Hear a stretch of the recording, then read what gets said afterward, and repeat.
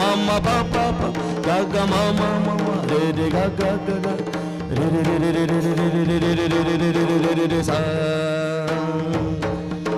re re sa sa sa sa sa re re sa sa sa sa sa re ga sa re ga sa re ma sa re pa sa re da da da da da pa ga ni pa da sa da da da da pa da re re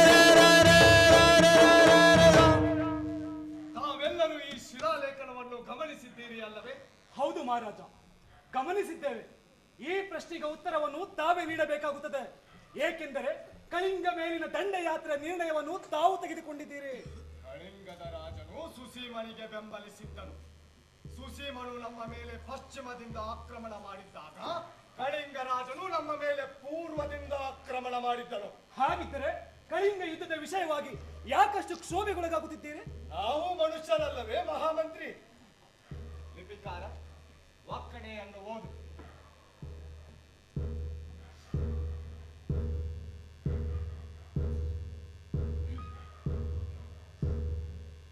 Kalinga ಯುದ್ಧದಲ್ಲಾದ ಪ್ರತಿಯೊಂದು ಹತ್ಯೆಯು ಹಾಗೂ ಎಲ್ಲ ನೋವುಗಳು ದೇವನ ಪ್ರಿಯರಿಗೆ ತುಂಬಾ ನೋವಿನ ಅನುಭವ ನೀಡಿವೆ.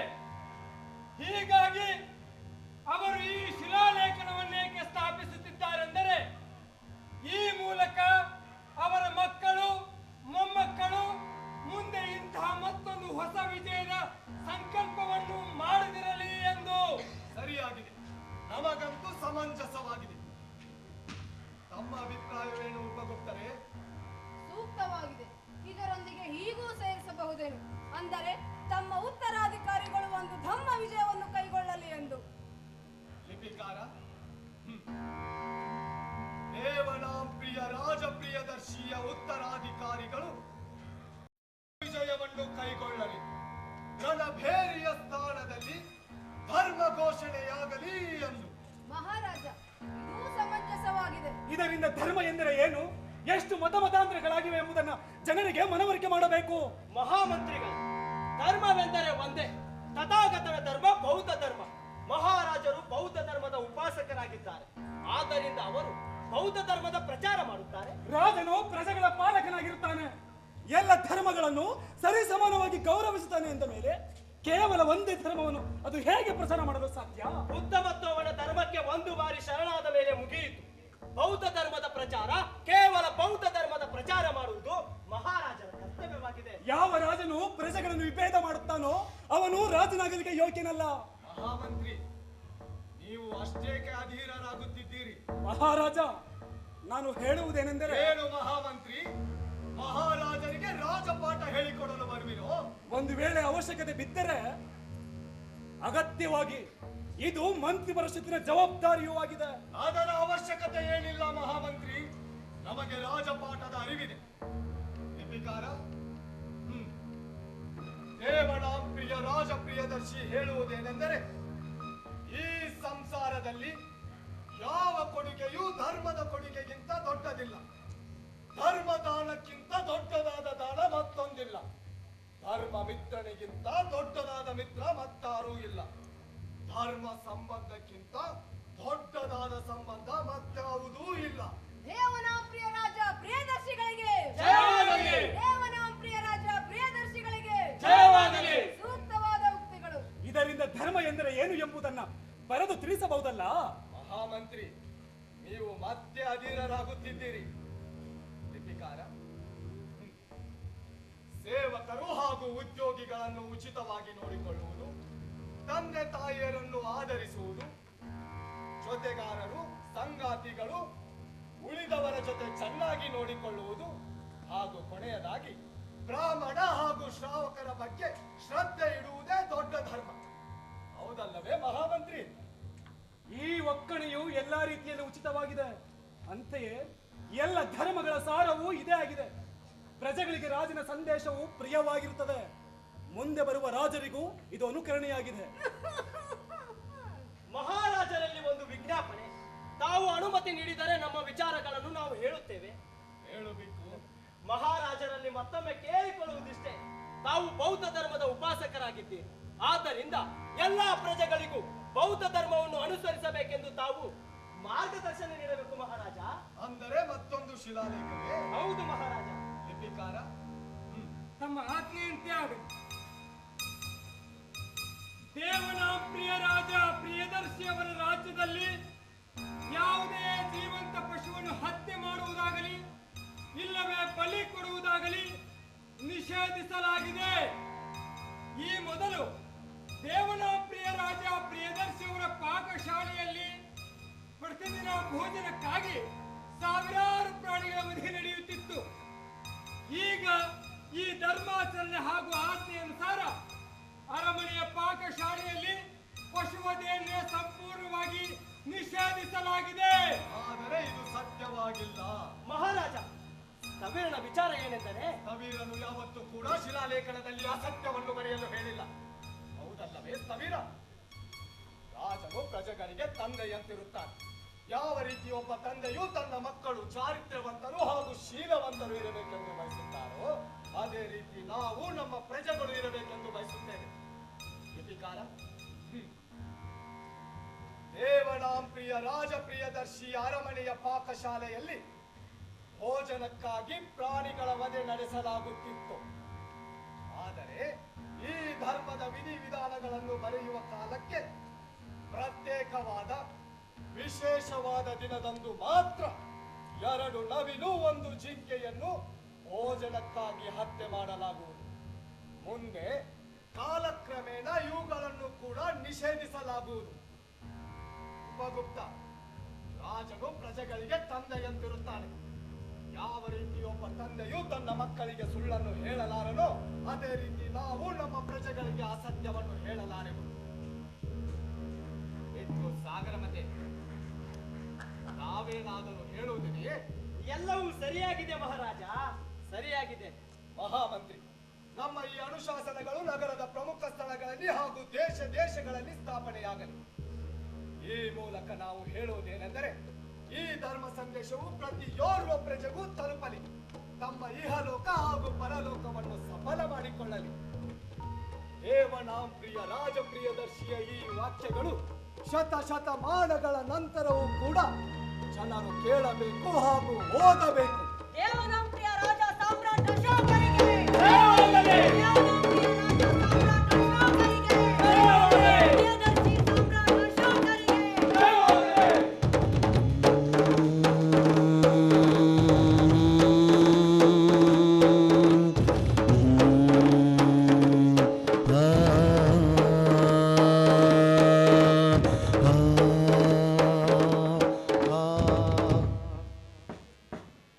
ನಾನು ನಿಮ್ಮನ್ನು ಬಹಳ ದಿನಗಳಿಂದ ಭೇಟಿಯಾಗಬೇಕಿತ್ತು. ಏನು ಮಹಾರಾಜರು ರೋಗ ಪೀಡಿತರಾಗಿದ್ದಾರೆ. ಪೀಡಿತ ರೋಗ ಪೀಡಿತ.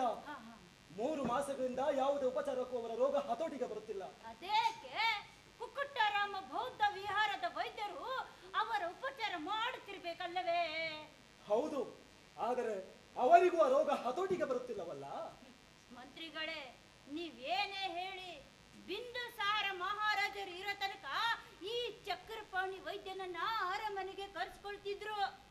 ಆದ್ರೆ ಈಗ ಆ ಚಂಡ ಅಶೋಕ ಅಲ್ಲ ಅಲ್ಲ, ಮಹಾರಾಜ ಪ್ರಿಯದರ್ಶಿಗಳಿಗೆ ಕೇವಲ ಬೌದ್ಧರು ಮಾತ್ರ ಪ್ರಿಯರಾಗಿದ್ದಾರೆ. ನಾನು ನಿಮ್ಮನ್ನು ರಾಜಭವನಕ್ಕೆ ಕರೆದೊಯ್ಯಲು ಬಂದಿದ್ದೇನೆ. ಈಗ ನೀವು ರಾಜಭವನಕ್ಕೆ ಬರಬೇಕು.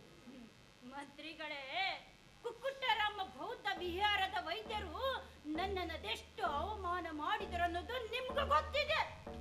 ಈಗ ರೋಗ ಅಂತ ಪೀಡಿತ ಅಂತ ನಾನ್ ಬರ್ಬೇಕಂತೆ.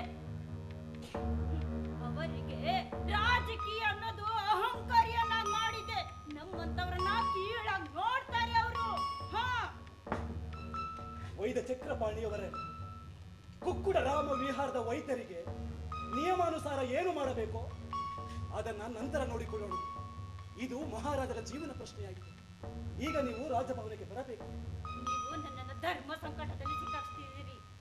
ಆದ್ರೆ ನಾನು ಅರಮನೆಗೆ ಬರಬಾರ್ದು ಅಂತ ಪ್ರತಿಜ್ಞೆ ಮಾಡಿದ್ದೇನೆ.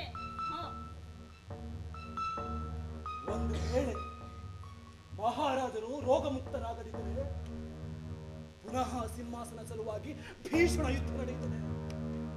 ಹೇಗೆ ಬಿಂದುಸಾರನ ಅವಸಾನದ ನಂತರ 4 ವರ್ಷ ನಿರಂತರವಾಗಿ ಯುದ್ಧ ನಡೆಯಿತು, ಹೀಗೆ ಮತ್ತೆ ಯುದ್ಧ ನಡೆದ್ರೆ ನಮ್ಮ ಪ್ರಜೆಗಳ ಗತಿ ಏನು? ನಾನು ಹೇಳಿದ್ದೇನಲ್ಲ, ನಾನು ಬರೋದಿಲ್ಲ ಅಂತ. ಯಾಕೆಂದರೆ ನಾನು ಪ್ರತಿಜ್ಞೆಯಲ್ಲಿ ಬಂದಿಯಾಗಿದ್ದೇನೆ. ವೈದ್ಯ ಚಕ್ರಪಾಣಿಯವರೇ, ನೀವು ವೈದ್ಯರಾಗಿ ಈ ರೀತಿ ಮಾತನಾಡುವುದು ಸರಿಯಲ್ಲ. ನನ್ನ ಮಾತು ಸ್ವಲ್ಪ ಆಲಿಸಿ. ನಾನು ಹೇಳಿದ್ದೇನಲ್ಲ, ನನಗೆ ಬರೋದಕ್ಕಾಗೋದಿಲ್ಲ ಅಂತ. ನೀವಿನ್ನು ಹೋಗ್ಬೋದು. ಚಕ್ರಪಾಣಿಯವರೇ, ನಾನು ಬರೋದಿಲ್ಲ.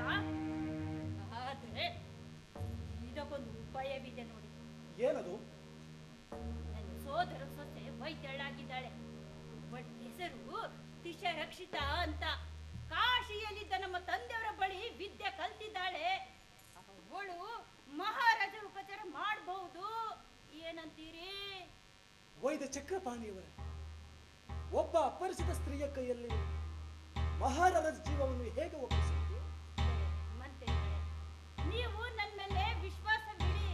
ನಾನು ಅವಳಿಗೆ ರೋಗ ಮತ್ತು ಉಪಚಾರದ ಬಗ್ಗೆ ತಿಳಿಸಿ ಹೇಳ್ತೇನೆ. ಹಾಗೆ ಮಹಾರಾಜರ ಕಡೆ ನಾನು ಲಕ್ಷ್ಯ ಬಿಡ್ತೀನಿ. ಏನಂತೀರಿ? ಹಾಗಾದ್ರೆ ಸರಿ. ಮಹಾರಾಜರ ಕೃಪಾ ಕಟಾಕ್ಷದಲ್ಲಿ ಕುಕ್ಕುಟರಾಮ ವಿಹಾರದ ವೈದ್ಯರಿಗೆ ಅರಮನೆಯ ಸೇವೆಯಿಂದ ಹೇಗೆ ತೆಗಿಬೇಕು ಎಂಬುದನ್ನು ನಾನು ನೋಡಿಕೊಳ್ಳುತ್ತೇನೆ. ಅಂದಾಗೆ ನಿಮ್ಮ ಸೊಸೆಯಲ್ಲಿದ್ದಾಳೆ? ಇಲ್ಲೇ ಇದ್ದೇನೆ. ಓ, ಮಹಾಮಂತ್ರಿಗಳ ಪಾದಾರವಿಂದಗಳಿಗೆ ನಮನಗಳು. ಮಂತ್ರಿಗಳೇ, ನನ್ನ ಸೊಸೆ ಬಹಳ ಜಾಣ ನೋಡಿ. ಹೇಳಿದ ಕೆಲಸ ಕಟ್ಟುನಿಟ್ಟಾಗಿ ಮಾಡ್ತಾಳೆ. ರಕ್ಷಿತ, ನೀನು ಮಹಾರಾಜ ಅಶೋಕರನ್ನು ಉಪಚಾರ ಮಾಡುತ್ತೀಯ ತಾನೆ? ಓ, ಖಂಡಿತವಾಗಿಯೂ. ನಾನು ವೈದ್ಯ ಅಲ್ಲವೇ? ಮಂತ್ರಿಗಳೇ, ರೋಗಿಯನ್ನ ನೋಡ್ಕೊಳ್ಳಿಕ್ಕೆ ನನ್ನ ಸೊಸೆ ಅರಮನೆಗೆ ಹೋಗ್ತಾಳೆ. ಇನ್ನು ಉಳಿದ ಉಪಚಾರ ಮತ್ತು ಆರೋಗ್ಯದ ವ್ಯವಸ್ಥೆನೆಲ್ಲ ನನ್ನ ಅನುಮತಿಯಂತಲೇ ನಡಿಬೇಕು.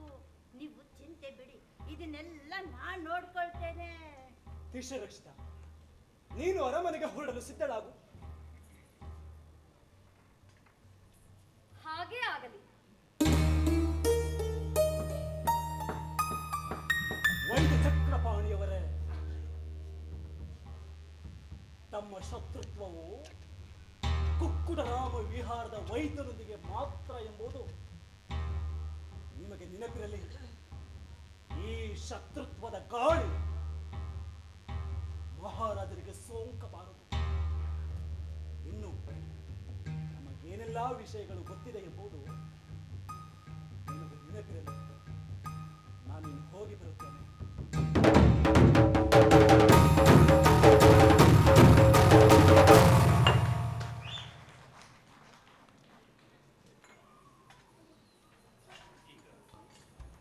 ಈಗ 10 ನಿಮಿಷಗಳ ಕಾಲ ಅಲ್ಪ ವಿರಾಮ. ವಿಳಾಸವನ್ನ ಪುಸ್ತಕದಲ್ಲಿ ನಮೂದಿಸಿ ಹಾಗೂ ನಾಟಕದ ಕುರಿತಾದ ಅಭಿಪ್ರಾಯವನ್ನ ಆ ಪುಸ್ತಕ ನಿಲ್ಲಿಸಬೇಕಾಗಿ ಕೇಳ್ಕೊಳ್ತಾ ಇದ್ದೇವೆ.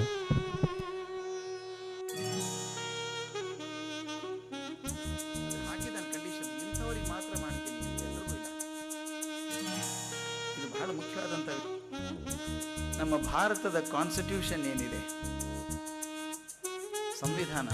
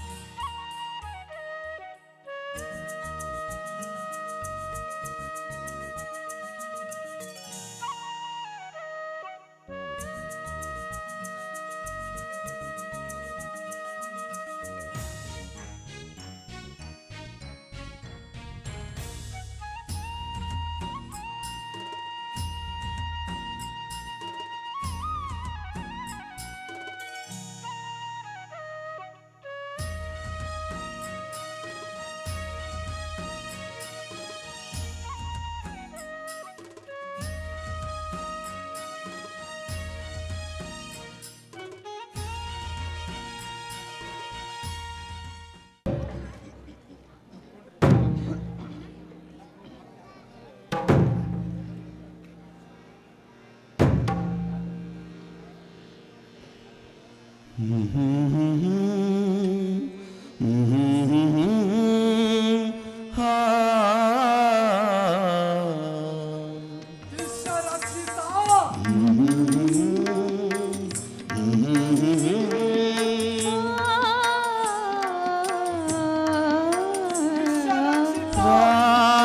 ನಶೆ ಇಳಿತಿಲ್ಲ, ರಾತ್ರಿ ನಶೆ ಇಳಿತಿಲ್ಲ ಯಾಕೆ?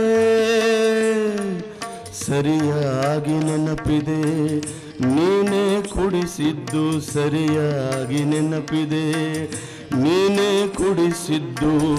ಅದಾವ ಸ್ವರ್ಗದಂತ ಮಧುಶಾಲೆಯೋ, ಅದಾವ ಸ್ವರ್ಗದಂತ ಮಧುಶಾಲೆಯೋ. ನಯವಾಗಿ ನಕ್ಕು, ನಯವಾಗಿ ನಕ್ಕು ಕಣ್ಣಂಚಿನ ಸನ್ನೆಯಲ್ಲಿ ಕುಡಿಸಿದ್ದಷ್ಟೇ ನೆನಪು. ರಾತ್ರಿ ರಾತ್ರಿ ನಶೆ ಇಳಿತಿಲ್ಲ.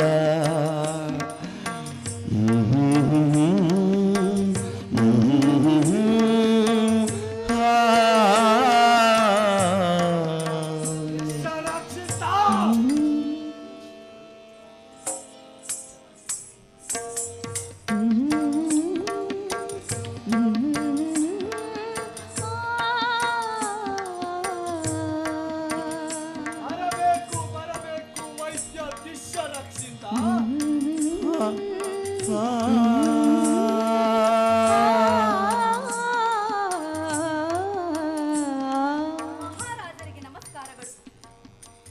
ತಾವಿಂದು ಸಂಪೂರ್ಣ ಗುಣಮುಖರಾದವರನ್ನು ವೈದ್ಯರನ್ನ ನೋಡಿದ ಕೂಡಲೇ ರೋಗಿಗಳು ಸಂಪೂರ್ಣವಾಗಿ ಗುಣಮುಖರಾಗುತ್ತಿದ್ದಾರೆ. ಹಾಗಲ್ಲ ಮಹಾರಾಜ, ನಾವು ವೈದ್ಯೆಯನ್ನು ನೋಡಿ ಗುಣಮುಖರಾದವರಲ್ಲ. ವೈದ್ಯ ಉಪಚಾರದಿಂದ ಗುಣಮುಖರಾದವರು. ಈಗ ಕಳೆದ 1 ತಿಂಗಳಿನಿಂದ ನಾನು ತಮ್ಮ ಉಪಚಾರಕ್ಕೆಂದು ಬರುತ್ತಿರುವೆ. 1 ತಿಂಗಳಿನಿಂದ ನೀನು ನಮ್ಮ ನಾಡಿಯನ್ನು ಪರೀಕ್ಷಿಸುತ್ತಿರುವೆ ಶಿಷ್ಯ ರಕ್ಷಿತ. ಮಹಾರಾಜ, ತಾವಿಂದು ಸಂಪೂರ್ಣ ರೋಗ ಮುಕ್ತರಾಗಿದ್ದೀರಿ, ಗುಣಮುಖರಾಗಿದ್ದೀರಿ. ಹಾಗಾಗಿ ಹಾಗಾಗಿ ಹಾಗಾಗಿ ಹಾಗಾಗಿ ಹಾಗಾಗಿ ನನಗೆ ಹೊರಡಲು ಅನುಮತಿ ನೀಡಿ. ಹೂ ಅಂದರೆ ಹೂ ಅಂದರೆ ಮಹಾರಾಜ ಅಂದರೆ ಹೇಗೆ? ನಾನಿಂದು ಹೋಗಿ ಬಿಡುತ್ತೇನೆ.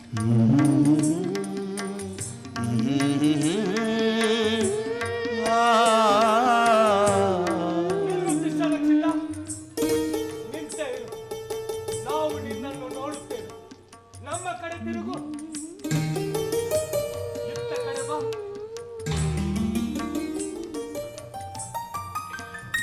ಆ ಕಡೆ ಹೊರಳು, ನನ್ನ ಕಡೆ ನೋಡು. ಮಹಾರಾಜ, ಆಜ್ಞೆಯ ಪಾಲನೆ ಮಾಡು. ಅತ್ತ ನಡೆ. ನಿಲ್ಲು. ಮಹಾರಾಜರೇ, ವೈದ್ಯೆಯಿಂದ ಸೈನಿಕರ ಕವಾಯತು ನಡೆಸುತ್ತಿರುವಿರಾ? ಇಲ್ಲ, ನೀನು ನಡೆದುಕೊಂಡು ಹೋಗುತ್ತಿರುವುದನ್ನು ನೋಡುವುದೇ ಈ ನಮ್ಮ ಕಣ್ಣಿಗೆ ಅಂದ. ಮಹಾರಾಜರ ಕಣ್ಣಿಗೆ ನಾನು ಹೋಗುವುದು ಅಂದವಾದರೆ ನಾನು ಹೋಗುವುದೇ ಇಲ್ಲ. ನೀನು ಹೋಗುವುದಿಲ್ಲವೆಂದಾದರೆ ಈ ನಿನ್ನ ಅಂದವನ್ನು ನಾವು ನೋಡುವುದಾದರೂ ಹೇಗೆ? ನೀನು ಬರಲೇಬೇಕು ಶಿಷ್ಯ ರಕ್ಷಿತ. ನನಗೆ ಅರ್ಥವಾಗಲಿಲ್ಲ. ನಾವು ಅರ್ಥೈಸುತ್ತೇವೆ. ನಾವು ನಿನ್ನನ್ನು ನೋಡಿ ಮುಗ್ಧರಾಗಿದ್ದೇವೆ. ಮಹಾರಾಜ, ತಾವೇನು ಹೇಳುತ್ತಿದ್ದೀರಿ? ನಾನು ತಮ್ಮ ವೈದ್ಯೆ. ನನಗೆ ಗೊತ್ತು ತರುಣಿ ವೈದ್ಯ, ಕಮನೀಯ ಕಾಮಿನಿ. ಆ ದೇವರು ತುಂಬಾ ಮುತುವರ್ಜಿ ವಹಿಸಿ ನನಗಾಗಿಯೇ ನಿನ್ನನ್ನು ನಿರ್ಮಿಸಿದ್ದಾನೆ. ನನಗಾಗಿಯೇ. ಮಹಾರಾಜ, ತಾವಿಂದು ಸಂಪೂರ್ಣ ರೋಗ ಮುಕ್ತರಾಗಿದ್ದೀರಿ. ಹಾಗಾಗಿ ರಾಜ ದರ್ಬಾರಿನಲ್ಲಿ ನನ್ನ ಕರ್ತವ್ಯ ಮುಗಿದಿದೆ. ನನಗೆ ಹೊರಡಲು ಅನುಮತಿ ನೀಡಿ. ಯಾರು ಹೇಳಿದರೂ ನಾವು ಗುಣಮುಖರಾಗಿದ್ದೇವೆ ಎಂದು. ನಾವು ರೋಗಗ್ರಸ್ತರಾಗಿದ್ದೇವೆ. ಕಾಮರೋಗವು, ಕಾಮರೋಗದಿಂದ ನಾವು ಬಳಲುತ್ತಿದ್ದೇವೆ. ಬಾ, ನಮ್ಮ ಬಾಹುಗಳಲ್ಲಿ ಅಡಗಿಕೋ.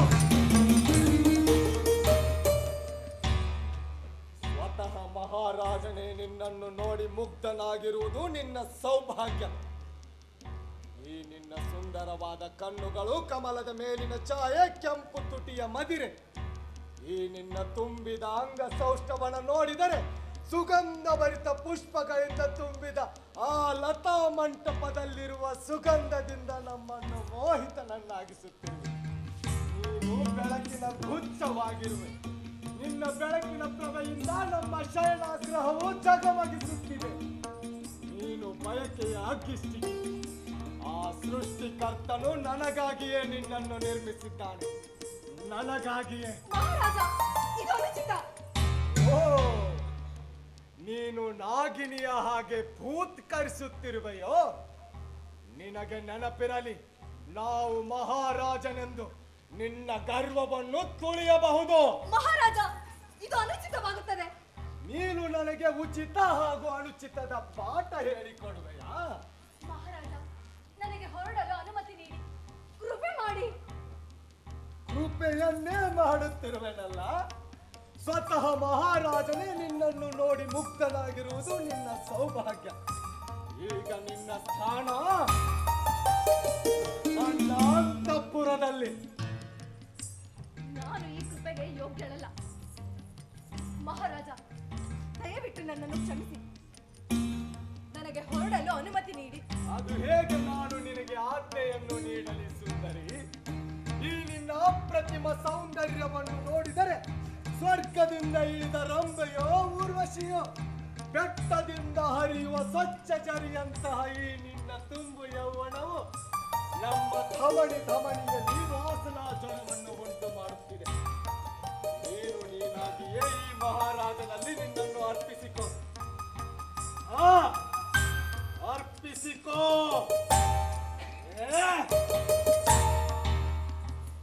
ನೀನು ಕೇವಲ ನಮ್ಮ ಕಾಮಾಶೋಕದ ಮುಖವನ್ನು ಮಾತ್ರ ನೋಡಿದ್ದೀಯ, ಚಂಡಾಶೋಕದ ಮುಖವನ್ನು ನೋಡಿಲ್ಲ. ಸುಂದರವಾದ ಕುತ್ತಿಗೆ, ನವಿಲಿನ ಕೊರಳಿಗೆ ಗರ್ವೋನ್ನತವಾಗಿದೆ. ಈಗ ನಿನ್ನ ಪ್ರಾಣ ಮಹಾರಾಜ, ಮಹಾರಾಜ.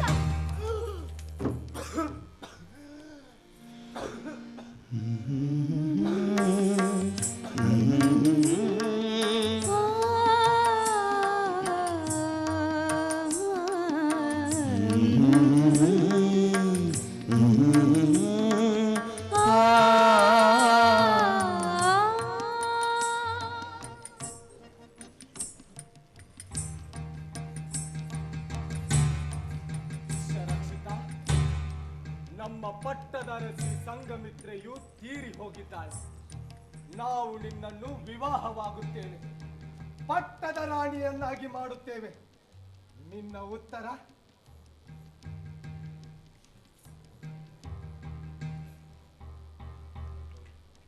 ರಾಜಾಜ್ಞೆಯನ್ನು ಪಾಲಿಸಲಾಗುವುದು.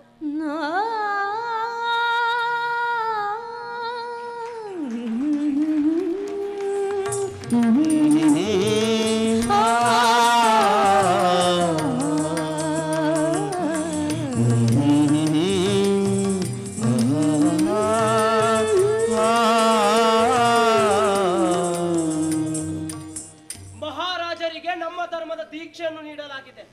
ಆದರೆ ಅವರು ನಮ್ಮ ಧರ್ಮದ ಒಬ್ಬ ನಿಷ್ಠಾವಂತ ಉಪಾಸಕನು ತೋರಿಸುವಷ್ಟು ಗೌರವವನ್ನು ತೋರಿಸುತ್ತಿಲ್ಲ.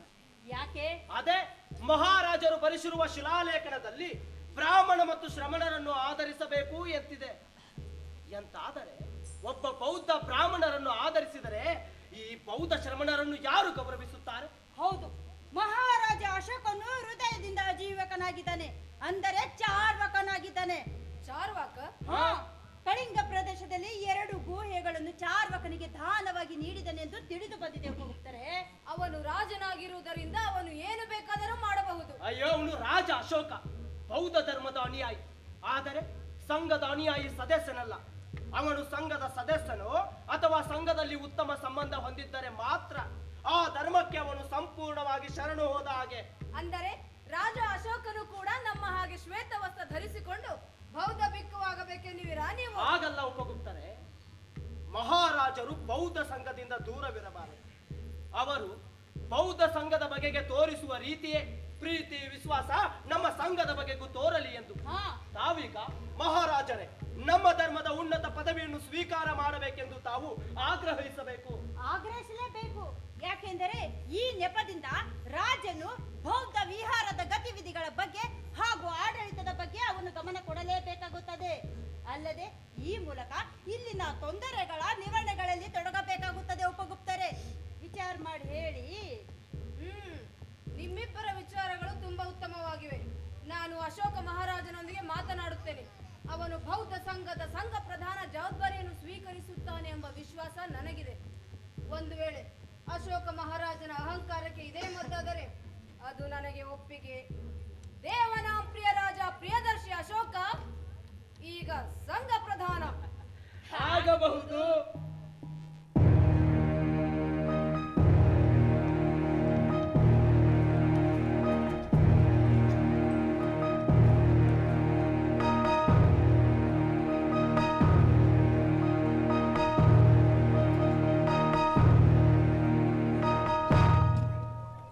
ಬುದ್ಧಂ ಶರಣಂ ಗಚ್ಚಾಮಿ, ಧಮ್ಮಂ ಶರಣಂ ಗಚ್ಚಾಮಿ, ಸಂಘಂ ಶರಣಂ ಗಚ್ಚಾಮಿ.